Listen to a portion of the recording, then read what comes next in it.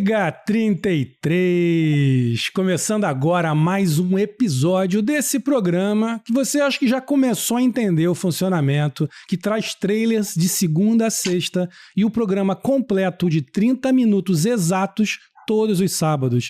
30 minutos de programa, 3 pessoas, 3 amigos aqui conversando sobre assuntos sempre interessantes, com o objetivo de deixar você com alguma coisa para pensar, aquela famosa pulguinha atrás da orelha. E eu tô aqui mais uma vez com meu parceiro e amigo Júlio Camacho. Olá, Gabriel. Olha, um prazer grande, mais uma gravação, mais uma vez batendo esse papo de 30 minutos. E hoje, em particular, com uma pessoa que eu gosto bastante, conheço há mais de década, talvez 15 anos. Um grande amigo meu, é um profissional que eu tenho a maior admiração, Alexandre Balbi, psicanalista. Alexandre, seja muito bem-vindo aqui ao 33. Eu que agradeço, é um enorme prazer o convite de vocês. Estou acompanhando o programa de vocês, estou gostando muito. Vamos poder aí trocar umas ideias também. E vamos ver o que sai desse papo de hoje, né? Certamente coisa boa, certamente coisa boa. Então deixa eu começar por uma pergunta leiga mesmo, né?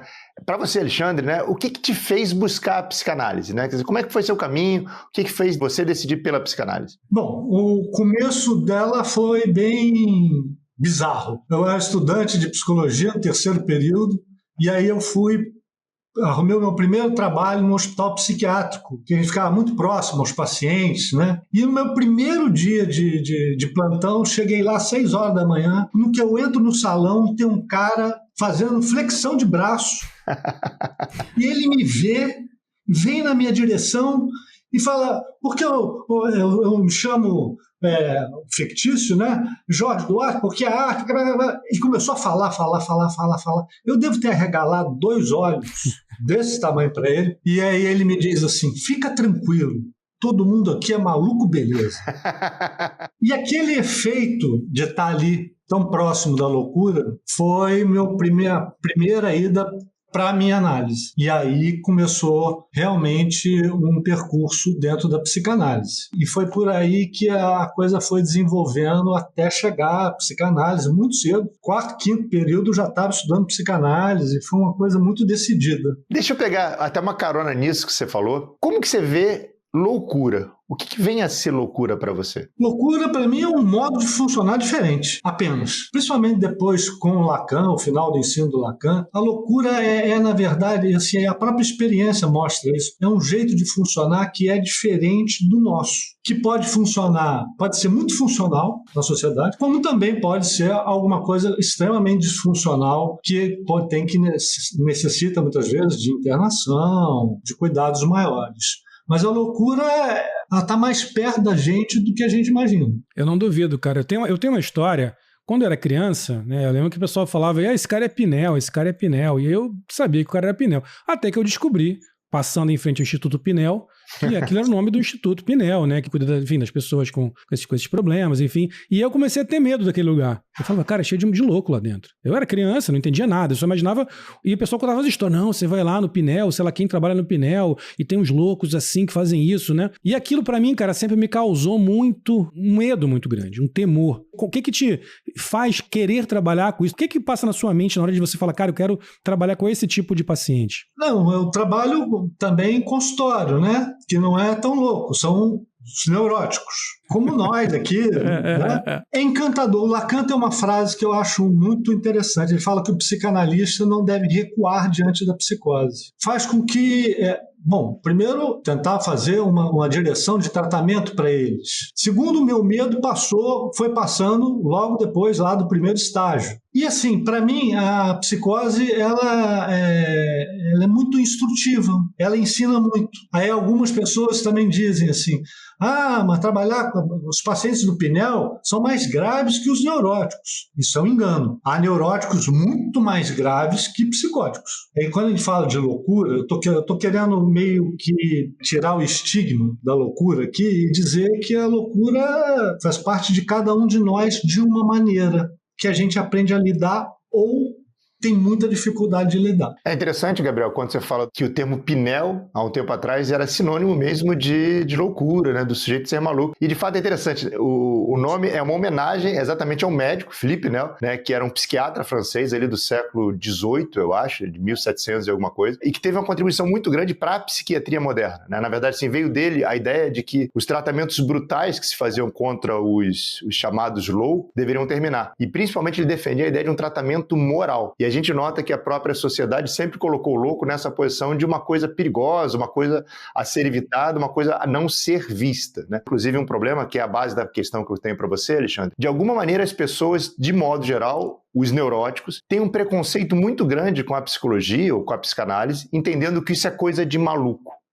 Como é que você vê isso? Né? Quer dizer, como é que você vê essa noção da pessoa, do senso comum, da pessoa comum, do dia a dia, ter tanto preconceito em se aparentar louco, maluco, sendo que ela tem 1000 questões? Uma vez eu fiz uma formação, um profissional, ele trabalhava com família. Ele dizia a seguinte coisa: nenhuma família quer mudar. Aí as pessoas falavam, como assim? Não querem mudar? E tal. Ele falou, não, nenhuma família quer mudar porque mudar dá trabalho. E, de certa maneira, os pacientes, eles só procuram tratamento quando alguma coisa descompensa de uma maneira que fica insustentável para ele. Enquanto ele puder viver, às vezes, tá? Numa vida muito ruim, mas num certo funcionamento para ele que faz sentido, ele permanece ali. O que muitas vezes traz o paciente à análise é uma angústia, alguma coisa que realmente, igual a placa tectônica, desequilibrou e, bom, a coisa não está mais funcionando. E, curioso, as pessoas pensam, vou procurar um psicanalista, um psicólogo para me tratar.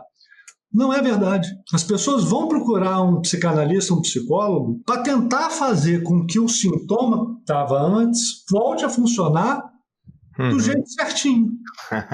Essa é a subversão que o psicanalista vai fazer. Não, vamos pensar numa outra forma de viver que não seja esse sintominha seu aí que deu pau, que não está funcionando. É muito interessante isso. Tem uma outra questão em relação a tudo isso, que é uma análise que eu já ouvi algumas pessoas falando sobre isso e eu sempre me interesso muito, que são os parâmetros do que é o normal, do que é o louco. E tem muita gente que defende que os grandes gênios, eles são pessoas consideradas loucas em algum momento. E que talvez o errado sejamos nós, os médios, né? E que esses gênios, essas pessoas que revolucionam o mundo, eles são vistos em princípio como loucos, como malucos, o que vai, obviamente, de uma questão de estabelecimento de padrões. Como é que isso funciona na sua análise quando você trabalha com pessoas que, vamos dizer, têm um grau de, talvez, de disfuncionalidade, passa por uma análise, passa por uma avaliação se essa pessoa talvez esteja só no outro patamar, na outra prateleira? Passa, às vezes passa. Não vamos dizer que o setting analítico, o consultório, é tratamento para tudo. Isso até é uma coisa que a psicanálise pôde avançar bastante. O analista é o lugar que ele ocupa diante do paciente. A escuta do analista é isso, que escuta, não sei o que isso quer dizer, não sei o que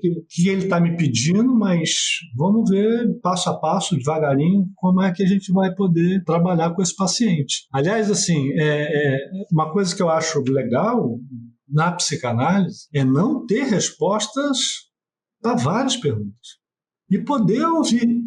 Bom, eu não vou ter provavelmente o prazer de ouvir o Mick Jagger. Até no tema do Gabriel ainda, nessa coisa do normal e das pessoas que estão fora ali daquela casinha, tem um filósofo e médico também, né, o Ganglen, que escreve um livro chamado O Normal e o Patológico, né, e que, na verdade, ele afirma que o patológico não é simplesmente a ausência do normal, porque o normal está numa ideia de ocorrência, né, de norma, quer dizer, é quase que uma medida estatística, né? Quer dizer, dentro de uma normalidade acontece isso, isso e isso. E existem aqueles que estão fora daquela curva normal, estão nos extremos. E aí entram os grandes gênios da humanidade de fato. Isso não tem a ver diretamente com o patológico, né? A patologia, o patos, tem a ver com a dor, com o sofrimento. Isso pode acontecer dentro dessa curva normal e fora da curva normal. E, de fato, o sofrimento é uma espécie de uma constante da experiência humana, só que como a maior parte das pessoas vivem dentro do que a gente chama de normalidade, a gente entende isso como ok, não tem problema. Isso é mais comum, isso não gera notícia. Os que estão na ponta, eles são os diferentes, eventualmente aqueles que devem ser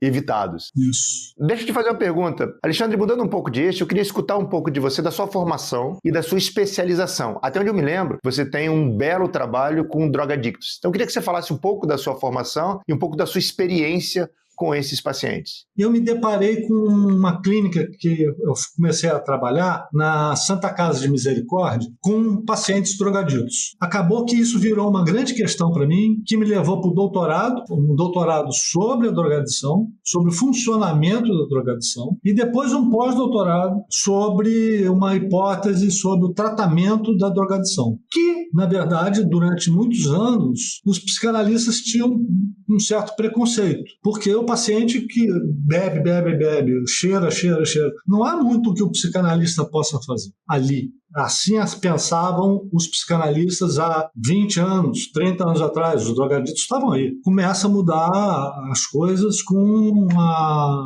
reforma psiquiátrica, onde os psicanalistas começam a aparecer dentro dos CAPs ADs, recebendo no seu consultório. Agora, é uma clínica extremamente difícil. Eu tenho um filho pequeno e eu percebo claramente uma criança, por exemplo, um vício em açúcar, né? Quando a gente deixa a criança comer açúcar, para tirar o açúcar dele depois é uma loucura. Claro, como acho que quase todos nós, se não todos nós, passamos por pessoas com vício em drogas, em todos os tipos de drogas, enfim, os mais leves, os mais pesados. A gente sabe como é difícil você fazer uma pessoa dessa trocar, assim, com os viciados, os compulsivos com comida. Eu acho que o campo dos vícios é um campo muito, muito complicado de se tratar. Na sua fala, eu queria pensar uma coisa que eu acho que é importante. Assim. Uma coisa que é extremamente contemporânea, a drogadição ela não é nova. Ela existe desde os gregos, né? Desde a mitologia. Baco era lá um cachaceiro, vamos dizer assim. Agora, a quantidade de usuários de droga na contemporaneidade, isso é que assusta. E ainda assusta uma outra coisa, porque quando a gente tira drogadição, tira droga, fica a adicção. Uhum. É o mesmo problema, muito semelhante, não é a mesma coisa, mas é muito parecido, por exemplo, as várias adicções que a gente vive hoje. Aí tem um mundo de adicções. Vi um caso sendo publicado que o cara era adicto em selfie. Ele tinha que tirar não sei quantas selfies por dia, porque senão ele entrava em profunda angústia. Ah, ele é maluco. Não, ele é adicto. O princípio ali da compulsão, não poder ficar sem, uma maneira de falar da drogadição é quando o próprio sujeito formula para ele, eu tenho que beber, eu tenho que cheirar, tenho que olhar no celular. Esse ter que é um verbo, às vezes, indicativo. É interessante, Alexandre, porque esse ter que retira do sujeito exatamente a autonomia do querer. Claro. Eu quero isso, eu decido fazer isso, portanto vou fazê-lo. Quando eu tenho que, é como se eu fosse escravo de algo, eu dependesse de algo. E aí me lembrou o próprio termo adicto, que vem exatamente dessa noção de uma escravidão. Os gregos e depois, posteriormente, dos romanos, de uma escravização por dívida, na verdade. Como que você vê isso? Porque na sociedade, a gente nota também, tanto Platão quanto Aristóteles usavam um termo chamado acrasia para vício. E eles tratavam isso como um problema moral. Portanto, quanto que nessa questão da adicção contemporânea, você entende como uma questão moral, uma questão biológica ou uma terceira coisa a ideia da adicção? O que eu vejo é uma patologia e é uma patologia de difícil saída. Assim. Não que o sujeito não retome a vida, não estou querendo fazer aqui uma coisa assim do AA ou do NA no sentido dogmático. São pessoas, não são alcoólatras, não são drogaditos, são pessoas. Mas o problema é que muitas das vezes é difícil o tratamento avançar de uma maneira onde o sujeito possa voltar a usar de uma maneira moderada. A maioria das vezes a recaída acontece. Não é simples um alcoólatra voltar a beber socialmente. Faz sentido, Alexandre, usar o termo cura para esse tipo de tratamento? Quer dizer, o tratamento com droga tem cura para os pacientes e aí, ato contínuo, se você já teve sucesso com esses pacientes? Até onde eu cheguei, sim. Alguns casos eu consegui, através do tratamento, o sujeito ter uma vida um pouco mais relaxada. Mas a maioria dos casos que eu atendi, que eram casos pesados, que eram casos difíceis, acabou que o tratamento desembocou em o sujeito não usar mais. E aí o que resta, já que ele não usa tanta droga mais, resta a neurose dele. Porque uma coisa interessante que eu percebi, assim, a neurose fica mais evidente sem a drogadição. E há que se tratar ela.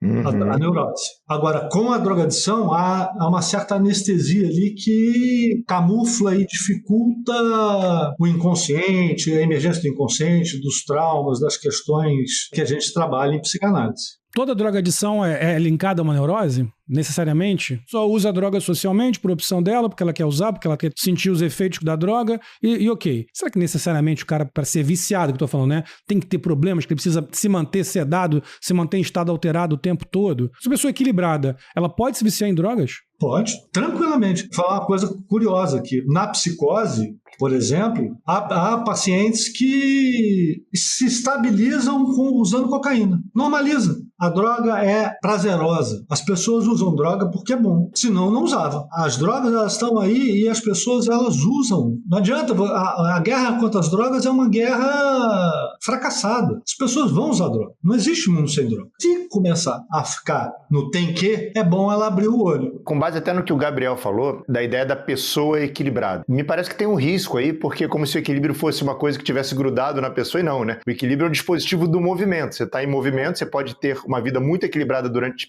muito tempo, em algum momento você desequilibra, né? Você perde o equilíbrio. Eu achei interessante, Alexandre, quando você fala da questão do vício, e do vício não ser necessariamente a um tipo de droga. O álcool, por exemplo, é uma droga, só que tem a questão da legalidade e da ilegalidade, que acaba separando de outras drogas. Mas a gente usa o termo usuário de droga. E é interessante que o termo que a gente usa para a internet é exatamente esse, usuário, né? A tecnologia enxerga as pessoas como usuárias. E, de fato, existe uma aproximação muito grande com os mecanismos que geram adicção, sejam no álcool, nas outras drogas, no cigarro, nos jogos e outras coisas, com os mecanismos que geram essa adicção nas redes sociais e nos dispositivos desdobrados disso. É uma coisa que tem que se ter bastante atenção e alerta. E aí a questão que fica nessa relação com o uso de drogas é: existe uma espécie de uma predisposição biológica para a dependência, ou a dependência ela está muito mais no campo do psicológico mesmo, da ideia de que eu tenho uma propensão à dependência e eu localizo aquela dependência na droga. Eu poderia localizar aquela dependência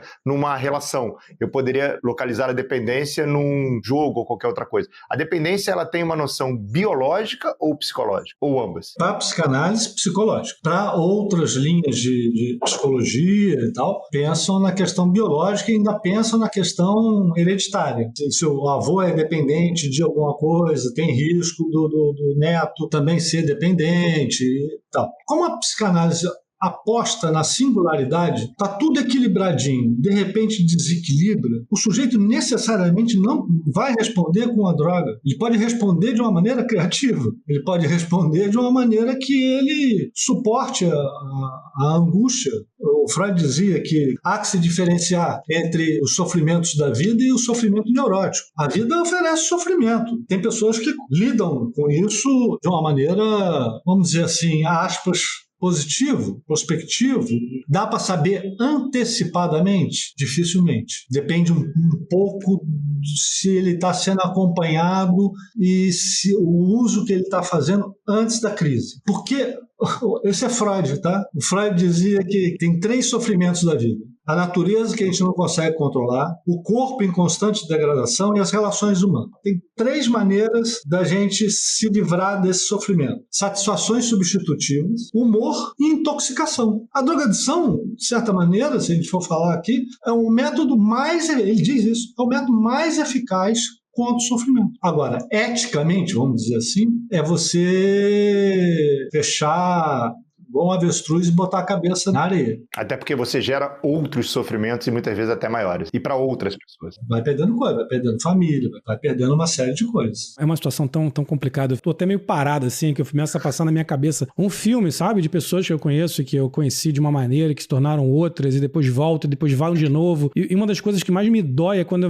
a pessoa parece, como você falou agora antes, né? A pessoa parece que se livrou daquilo, parece que voltou a viver uma vida e tem a recaída, e volta. E parece que na recaída, cara, não sei lá, a impressão que eu tenho é que vai mais pro fundo ainda. Parece que a esperança vai embora, sabe? Eu sinto que você vê a esperança esvaindo, como se a pessoa fala, se eu não tenho, não vai dar certo. Tem o sujeito, mas tem a droga. Aí vocês vivem uma realidade que, graças a Deus, no Brasil a gente não vive tanto, que são os opioides, né? O vício de opioide, ele é terrível. Na minha experiência toda, eu atendi só uma paciente. Eu tô com dor, eu tomo, passa. Aí, numa outra sessão, ela fala assim, eu tomo, aí eu me sinto maravilhosamente bem. Ela não toma para dor? É para dor que ela toma ou para se sentir bem? E são drogas que, dependendo da quantidade de uso e o tempo de uso, não tem mais como largar. Ela, como que na própria fala, ela nega o essencial. Ela está tomando aquilo, sim, para se afastar do desprazer, mas se aproximar enormemente de um prazer. Até com base nisso, o quanto que é importante para o adicto o reconhecimento da adicção, para o início dessa tentativa de cura. Isso que você está falando é fundamental. Sem o reconhecimento, não é possível. Não adianta. Para quem não quer parar, a não ser que você interne, a não ser que você tome medidas mais enérgicas. Mesmo assim, às vezes você vê, o cara é internado 1 mês, 2 meses, sai de lá, a primeira coisa que ele faz é usar. A droga já saiu toda, vamos dizer, independente de cocaína e álcool. 2 meses, a droga já saiu toda, não tem mais nada. O cara vai lá e usa. Então o bio, nesse caso, por exemplo, vai para o espaço. O cérebro humano é muito maluco, né? Como você vê essa coisa mais multidisciplinar? Como é que você aborda isso no que você trabalha? Exercício, remédio, acampamento psicológico? Como funciona isso no que você acredita? O trabalho na crise ele é muito mais multidisciplinar do que o sujeito que teve internado, por exemplo, e saiu. O sujeito que sai internado e está bem, assim, talvez ele continue num pós-tratamento dentro da clínica, seja acompanhado por um psicanalista, talvez por um psiquiatra. Isso varia muito, porque os ansiolíticos, eles agem no mesmo campo neuronal que o álcool. Então, encher o cara de Rivotril, por exemplo, é, na verdade, dar álcool em pílula para ele. Mas dependendo da situação que ele tiver de angústia, é necessário. Do contrário, talvez dê para fazer um tratamento apenas com um psicólogo, um psicanalista. Isso que o Gabriel estava falando me lembrou aquela famosa frase do Freud, em que o eu não é senhor nem em sua própria casa. O nosso consciente, ele não faz a gestão da nossa vida da maneira que a gente acha que deveria fazer, pela racionalidade. Tem uma série de outras coisas. E aí chega na pergunta que eu queria te fazer, que qual que seria, assim, em essência, assim, a diferença entre a psicanálise e as diversas outras formas de terapia, chamemos assim? São muitas, mas assim, para começar, o inconsciente, o trabalho com o inconsciente. Freud abriu esse caminho, Lacan veio depois sedimentando. É difícil dizer isso, mas enfim, vou arriscar dizer aqui. A psicanálise, ela não visa o bem-estar do sujeito. Muitas psicoterapias querem que o sujeito se sinta bem, fazer com que o eu, o ego, fique bem em síntese, fique bem sintéticozinho, estou bem comigo mesmo, é só fazer isso, só fazer aquilo, só fazer aquilo. O objetivo da psicanálise é que o sujeito, ao contrário do que muita gente pensa, vai produzir saber. Não. A psicanálise vai visar com que o sujeito saiba fazer com a vida dele, saiba fazer com o sintoma dele, saiba fazer algo com o sofrimento dele. O que ele vai fazer?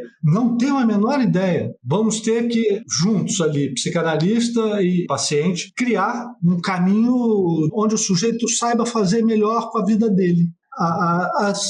As psicoterapias, elas tendem mais a fazer com que o sujeito tenha um certo resultado de síntese, de bem-estar. Não é que a psicanálise quer o mal-estar. Deixar isso claro também. Agora, o caminho que visa a psicanálise é que o sujeito saiba fazer. Eu fiz análise por muitos anos, agora até preciso voltar. Comecei culpando meus pais por tudo, né? Como a gente sabe como é que funciona, a culpa do meu pai e da minha mãe. E a gente começa a entender essa história, que eu acho que faz parte de entender nossa infância. Hoje em dia, com meu filho, sempre que meu filho fica chateado comigo, eu falo, meu Deus, criei um trauma nele. Culpa minha. Lá vai a análise do garoto. Mas, com o tempo, cara, eu comecei a entender exatamente o que você está falando. Eu começar a sentir bem comigo mesmo, começar sozinho, tomar as decisões e sabendo de que maneira, me conscientizando do que eu estava fazendo. E eu achei uma coisa muito incrível durante as análises, que nos dias que eu chegava e você estava assim, olha, não tem muito o que falar hoje não. Tive uma semana bem tranquila, eu nem sei como começar. Cara, esses são os dias mais ricos, em que vinham mais coisas, que vinham, sabe? Então, assim, é realmente uma questão que na hora que eu tava mais tranquilo, sem nada, sem nenhuma nuvem na minha frente, eu me enxergava tanto, começava a falar sobre mim de uma maneira tão clara e tão consciente, tão lúcida, que aquilo rendia de uma maneira que, então, assim, é bem o que você falou. Quando exatamente você não tem a notícia na superfície, tem um monte de coisa ali por baixo. Mas tem um segundo fator que eu acho que é bem relevante, que é a ideia de culpa, né? A culpa, assim, é um grande combustível de relações, só que extremamente poluente. Assim, a culpa, ela deixa uma série de resíduos, assim, no próprio psiquismo e na própria estrutura das relações, que faz muito mal. Então, acho que um dos pontos, eu queria inclusive escutar isso do Alexandre, um dos pontos que na própria, uma boa psicanálise, uma psicanálise bem conduzida, acaba fazendo é colocar a culpa no lugar dela. A culpa existe como coisa, ela acaba tendo sua função, não por acaso as pessoas acham tão importante elas serem desculpadas, né, delas serem retiradas daquela culpa que elas próprias colocaram, mas me parece extremamente poluente como combustível esse dispositivo. Como é que você pensa isso, Alexandre? Eu ouvi uma vez num congresso de cardiologia no Rio, eles dizendo que culpa mata. E é verdade. Culpa mata. Meu mestrado foi sobre o desejo e a culpa, né? Pegando uma fala sua aí, de que a culpa tem lá o lugar dela lá. Só que a gente o tempo todo, aí eu estou falando de como é a psicanálise no meu entender, o tempo todo a gente tem que estar sabendo fazer alguma coisa, isso não é uma exigência. A culpa é o tem que. Se eu tenho que dar uma resposta boa sobre a minha culpa, eu não posso falar a palavra que me veio à cabeça aqui, mas eu estou ferrado. Por quê? Eu tenho que. Mas não é isso. A todo tempo, a culpa não vai embora. O inconsciente não acaba. A gente tem sempre que dar uma resposta, achar uma resposta. E o que faz com que isso aconteça? A análise. Percurso de uma análise. A culpa, ela é usada, inclusive, como mecanismo de poder, de controle, de uma série de coisas. Uma pessoa culpada é mais facilmente manipulável. Então, ela existe. E em existindo, ela tem que ter um local. E esse local, idealmente, seria fora do meu próprio psiquismo. O que eu quis só apontar é que não há como entender que a culpa não exista nas relações sociais. Eu costumo falar que a culpa é um grande chicote que a gente pega e bate nas costas. E muitas vezes você bate nas costas do outro, né? Você entrega o chicote pro outro e estimula ele a se chicotear. Alexandre, deixa eu te fazer uma pergunta que tem a ver com o tema do nosso programa. Se você tivesse 3 minutos com qualquer pessoa da história da humanidade e pudesse ela fazer uma pergunta, quem seria essa pessoa e qual seria essa pergunta? Essa pergunta me deu panos para manga aqui, mas enfim. Vou fazer só um rápido preâmbulo aqui. Tem um livro do Saramago, que eu gosto muito, que chama Evangelho segundo Jesus Cristo. Tem uma hora lá que Deus conta para Jesus o que vai acontecer depois da morte dele, Jesus. E ele tem um chilique. Pensei nisso, assim. Se eu pudesse perguntar a Jesus, se Jesus soubesse tudo o que ia acontecer depois da morte dele, o que ele faria? Ele ficaria? Ele seria crucificado? Ele daria seguimento ao que os homens, não estou culpando Jesus, não, ao que os homens fizeram em nome dele? Essa que é a pergunta que eu faria para Jesus. Às vezes eu acho, Alexandre, que Deus é um grande psicólogo, cara. E talvez ele esteja observando mesmo como é que o homem se comporta, como é que o homem evolui, como é que o homem vai aprendendo por si só, como é que vai se culpando, como é que vai fazendo suas besteiras, como é que vai culpando os outros. A gente acreditando nisso de maneira religiosa ou não, eu entendo que o que a gente vive nesse mundo é uma grande evolução em todos os sentidos. E a gente vem aprendendo e vem evoluindo. E aí eu às vezes acho, cara, que Jesus estava ali, se eu fosse responder por você, né? Eu falaria assim, Jesus sabia sim. Ele fez aquilo tudo porque ele falou, eu vou fazer tudo, eu vou te mostrar tudo, eu vou deixar tudo na sua mão. Mas você vai continuar tendo o livre-arbítrio de fazer o que você quiser com essa informação que você trouxe aqui, sabe? E eu acho que é nesse momento que nós estamos. Aí é uma coisa pra gente passar pelo tempo, mas cada vez mais eu entendo, como você falou muito bem, que a psicanálise ela é também uma arte. Eu acho que, eu concordo, cara. Eu acho que nós estamos falando de trabalhar com o que a gente tem de mais poderoso e que é o que precisa ser mudado. Eu acho que é quando isso aqui mudar, quando isso aqui evoluir, resolvemos. Nós estamos praticamente resolvidos, né, nesse plano. Excelente pergunta, viu, Alexandre? E eu acho que o silêncio que ficou entre eu e o Gabriel, né, pensando na resposta, já mostra isso. E é interessante quando o Gabriel fala de evolução, porque a gente pode entender que as coisas estão em evolução. A ideia de evolução tem a ver com esse movimento constante, mas não necessariamente de uma melhora. Eu tenho minhas sérias questões se no sentido positivo a humanidade está evoluindo ou está andando em círculos. Mas aí a gente vai precisar de muito mais do que 33 minutos e pessoas, seguramente. Acho que a gente pode ficar por aqui, né? Pô, tá ótimo, Bom, tá ótimo. Eu gostei muito, queria agradecer o convite e parabenizar vocês aí. Foi um prazer, né, Gabriel? Muito feliz aí pra gente ter passado esse tempo conversando. Tenho certeza absoluta que o pessoal que tá em casa gostou muito e ficou a pulguinha atrás da orelha que a gente sempre busca. Depois diz aí nos comentários o que você achou. E não esquece de se inscrever no nosso canal, curtir esse vídeo, compartilhar muito. Não esquece que a gente também tá lá no Instagram. Então segue a gente no Instagram para você acompanhar os próximos programas, acompanhar sempre que a gente for lançando. Aciona o sininho aqui no YouTube também para você ser notificado de tudo que a gente está fazendo. Obrigado mais uma vez, Alexandre Balbi. Foi incrível. Obrigado, Júlio Camacho, meu amigo. Até a semana que vem, quando vamos ter mais um 33. E não esqueça, diga 33.